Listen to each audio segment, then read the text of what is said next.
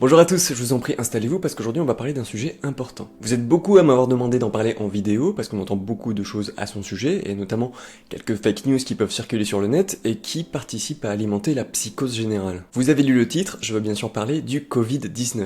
On l'a longtemps appelé juste coronavirus ou nouveau coronavirus, mais les autorités sanitaires, elles ont fini par lui donner un petit nom rien qu'à lui, et ça tombe bien parce que maintenant c'est un petit peu plus clair pour en parler. Alors il y a déjà eu pas mal d'articles et de vidéos au sujet du Covid-19, avec un état des lieux sur la situation actuelle et beaucoup de chiffres dans tous les sens. Le problème c'est qu'à l'heure actuelle, les chiffres, ils changent quotidiennement, donc on se retrouve avec des sources fiables qui donnent pas forcément les mêmes données. Et vu que ça évolue très vite en ce moment, c'est difficile de donner des chiffres sans que ceux-ci soient obsolètes au bout de quelques jours. Donc moi dans cette vidéo, je vais rester sur des faits purement médicaux. Je vais vous parler du virus, de sa manière de se transmettre et de sa contagiosité, les symptômes, quelle attitude adopter si vous pensez être potentiellement porteur de ce virus, et enfin des bonnes pratiques à adopter pour se prévenir au mieux du virus. Bref, faire un état des lieux le plus complet possible sur ce que l'on sait actuellement au niveau médical sur le Covid-19. Déjà, qu'est-ce qu'on sait sur ce nouveau coronavirus qui est le Covid-19 ?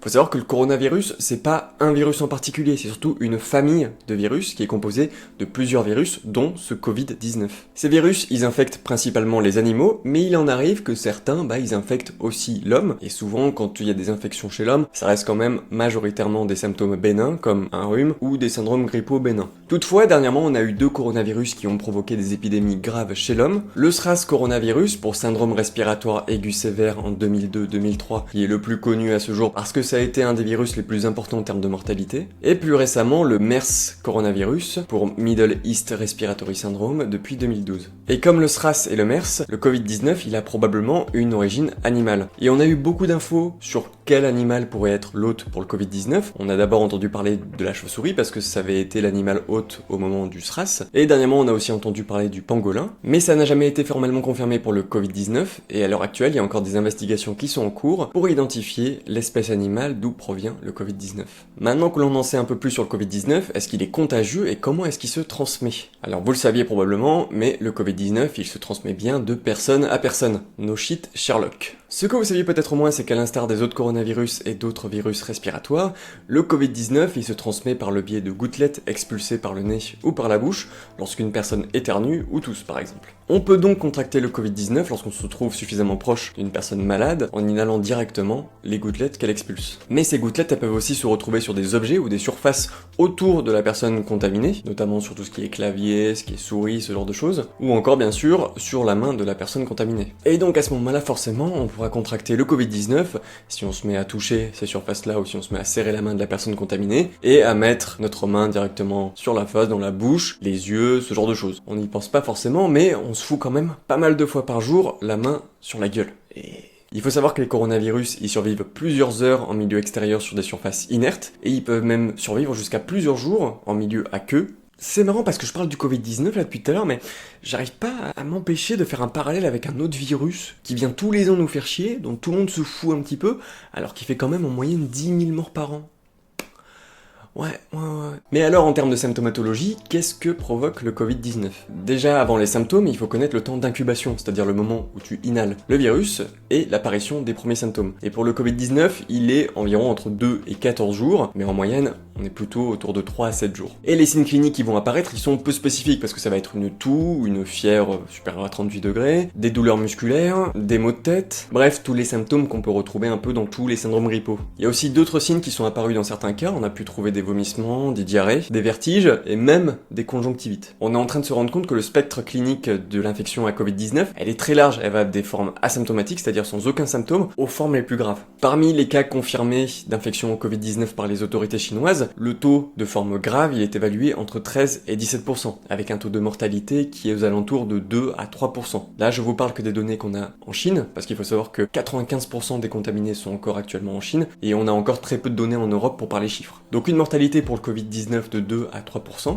c'est quand même plus que la grippe qui est aux alentours de 0,2% à 0,5% chaque année, mais c'est quand même nettement moins que ce qu'a pu être le SRAS en 2002-2003 avec une mortalité de 15%, c'est énorme. Toutefois, on se rend compte dernièrement que les formes bénignes asymptomatiques ou paucisymptomatiques, c'est-à-dire celles qui ont pas ou peu de symptômes, c'est des formes qui du coup sont très fréquentes et qui pourtant sont quand même contagieuses. Donc le problème qu'on a actuellement, c'est que ces personnes-là qui ont très peu de symptômes, voire pas de symptômes, forcément elles ressentent pas le besoin de se faire soigner, donc on n'arrive pas à détecter ces personnes-là, et et donc on peut pas arriver à endiguer la propagation du virus. Donc ça va être surtout, je pense, ce problème majeur qui va faire que ça va être difficile d'arriver à détecter toutes les personnes potentiellement contaminées par le virus, d'où la nécessité de bien informer, et c'est ce qu'on fait avec cette vidéo, et on va notamment parler de qui sont les personnes qui sont plus susceptibles d'avoir le Covid-19 plutôt qu'un syndrome grippal bénin comme la grande majorité des personnes. L'Agence nationale de santé publique, Santé publique France, elle a établi une classification d'infection au Covid-19 selon deux types de cas, les cas possibles et les cas confirmés. Les cas confirmés étant les personnes avec un prélèvement positif pour le Covid-19, mais là on est déjà très avancé dans le processus. Ce qui nous intéresse nous, c'est la définition de cas possibles d'infection au Covid-19. On a trois définitions de cas possibles au Covid-19. La première définition, c'est toute personne qui présente des signes d'infection respiratoire aiguë avec une fièvre ou une sensation de fièvre et qui a séjourné dans une zone à risque d'exposition au Covid-19 dans les 14 jours qui précèdent l'apparition des symptômes. Parmi les zones d'exposition à risque actuelles, et là je vous en parle à la date du 29 février 2020, donc ça peut évoluer très rapidement, on a la Chine, on a Singapour, on a la Corée du Sud, on a l'Iran, et on a enfin l'Italie avec les régions de la Lombardie, de la Vénétie et la région d'Émilie-Romagne. S'ajoute maintenant à ces définitions aussi un cas par cas, dans le cas où par exemple il y a une exposition potentielle ou avérée à un événement de type cluster, c'est-à-dire un regroupement de personnes qui sont potentiellement infectées avec des personnes non infectées dans une région pas forcément exposé. C'est le cas par exemple de dernièrement ce qui a été le match Lyon-Juventus qui s'est déroulé à Lyon. On a des supporters italiens de la Juventus qui se sont rendus à Lyon. Et imaginons un scénario catastrophe où par exemple des supporters de la Juventus italiens qui ont été exposés au virus sans le savoir, qui sont asymptomatiques, se sont rendus à ce match à Lyon. Avant d'aller au match, ils sont allés voir des potes supporters lyonnais français. Ils ont passé l'après-midi ensemble au bar, ils ont passé un bon moment, ils ont vu le match, puis après tout le monde est rentré chez soi. Le problème, c'est que le lendemain, les supporters de la Juventus, ils se sont mis à avoir des symptômes et du coup à être confirmés au Covid-19. Et du coup, les personnes qui ont été en contact avec eux, les Lyonnais, même s'ils n'ont pas été dans cette zone d'exposition que représente la partie nord de l'Italie, avec cette définition, ils sont considérés comme cas possibles d'infection au Covid-19. Deuxième définition de cas possible d'infection au Covid-19, c'est toute personne qui présente des signes d'infection respiratoire aiguë dans les 14 jours suite à un contact étroit avec une personne confirmée d'infection au Covid-19. Quand on parle de contact étroit, c'est-à-dire d'une personne qui a moins d'1 mètre d'une autre, pas une personne qui a 10 mètres, faut pas abuser non plus. Et aussi, potentiellement, une personne co-exposée, c'est-à-dire qui a été soumise au même risque d'exposition qu'une personne confirmée au Covid-19. Voilà, ça c'est la deuxième définition. Et enfin, on a une troisième définition, c'est toute personne qui ont des signes de détresse respiratoire aiguë pour laquelle on n'a aucune cause qui a été identifiée et qui n'a pas de notion de voyage ou de séjour dans des zones d'exposition au Covid-19 ou qui n'a pas été en contact étroit avec une personne confirmée au Covid-19.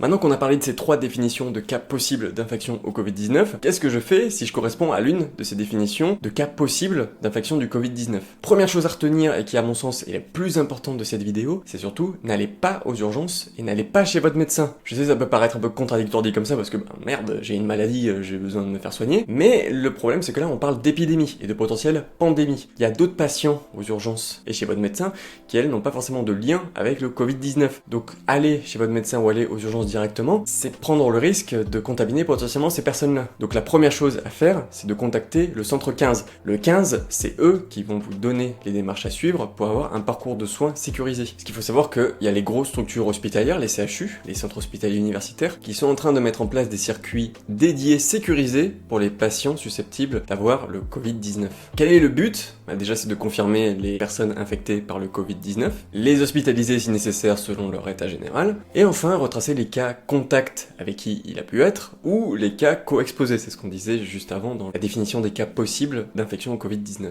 Par contre, comme je vous l'ai dit, si vous voyez un mec à 8 mètres qui tousse et qui porte un masque, ne partez pas en courant parce que vous avez peur de choper le Covid-19, et une fois que vous toussez, vous appelez le 15 parce que oh putain, j'ai vu un mec à 8 mètres, il s'est mis à tousser, il avait un masque. Surtout s'il vous plaît, n'inondez pas le centre 15 d'appels inutiles. Parce que en général, ils ont déjà beaucoup à faire, mais alors dans cette situation particulière, ils ont beaucoup de boulot. Si vous avez des questions supplémentaires sur le Covid-19, il y a un numéro vert qui a été mis en place par le gouvernement, donc n'hésitez pas à l'appeler pour avoir des informations supplémentaires. C'est surtout ce numéro-là qu'il faut appeler. Le 15, c'est fait pour les urgences, surtout. Pour revenir au cas co-exposé et au cas contact étroit du patient contaminé, retrouver ces cas-là, ça va permettre qu'ils bénéficient d'une prise en charge adaptée, c'est-à-dire une surveillance quotidienne par les autorités sanitaires, avec un isolement, une quatorzaine, on appelle ça, des patients cas possibles. C'est-à-dire que pendant 14 jours, ils vont être totalement isolés. 14 jours, ça correspond au temps maximal d'incubation avant l'apparition des symptômes. Et on se dit qu'au bout de 14 jours, s'il n'y a rien eu de particulier qui est arrivé, on est un minimum safe. Maintenant qu'on a expliqué un petit peu la démarche en cas de cas possible d'infection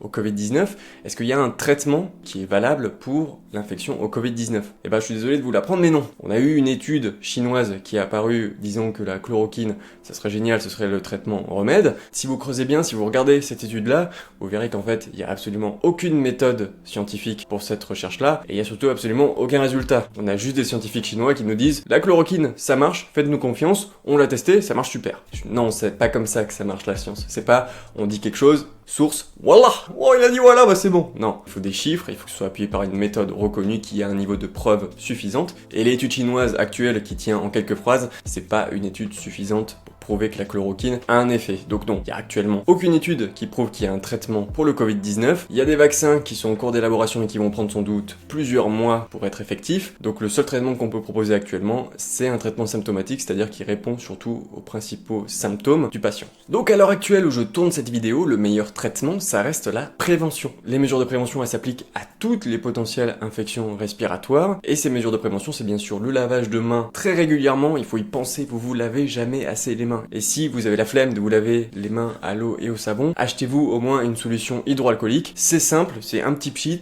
vous nettoyez et puis hop, c'est bon. Lorsque vous vous trouvez face à une personne qui tousse ou éternue, vous pouvez maintenir une certaine distance, un petit peu plus d'1 mètre. Ça permet de limiter un maximum le risque parce que finalement les gouttelettes, elles sont pas projetées à plus d'1 mètre. Ton postillon, c'est pas Buzz l'éclair. Vers l'infini et au-delà.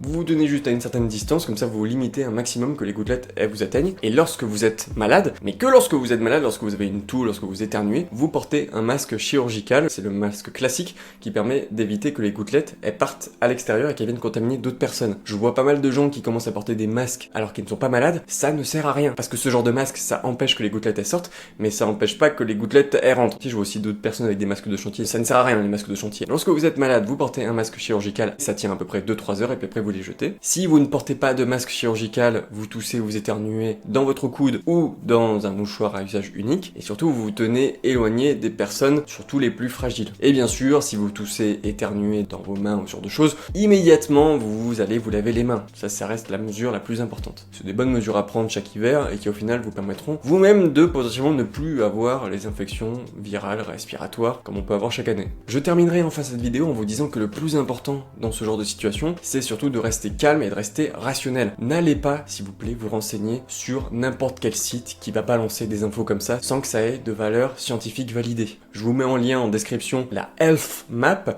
qui permet de voir au jour le jour le nombre de contaminations du Covid-19. C'est un peu flippant quand même, mais c'est assez cool pour se tenir un peu informé de comment se propage l'infection. Nous, en tant que professionnels de santé, on va se renseigner sur ces sites-là internationaux, mais on va aussi se renseigner sur les sites d'autorités sanitaires, et ça, on n'en manque pas. C'est le cas notamment du site de l'OMS, l'Organisation Mondiale de la Santé, mais c'est également le cas sur le site de l'Agence Nationale de Santé Publique France, où il y a vraiment toutes les données épidémiologiques. Il y a aussi le site de l'Institut Pasteur, qui ont été les premiers à isoler le virus, et qui sont en train de développer un vaccin contre le Covid-virus, qui va mettre quelques mois à arriver, donc n'hésitez pas à faire un don pour les soutenir, c'est très important de soutenir la recherche. Et enfin bien sûr le site de l'INSERM qui sont aussi spécialisés dans ce genre de situation-là, donc vraiment on manque pas de sites scientifiquement validés qui ont une très grosse réputation, donc s'il vous plaît n'allez pas n'importe où vous renseigner, c'est le meilleur moyen de propager les fake news et de continuer à avoir ce climat un peu de psychose. Je vous mettrai tous les liens de ces sites-là en description, renseignez-vous bien sur ces sites-là, c'est eux qui sont la référence scientifique, et adoptez les mesures de prévention pour éviter la propagation du virus. Et abonnez-vous à la chaîne parce que ça aussi ça fait partie des bonnes pratiques.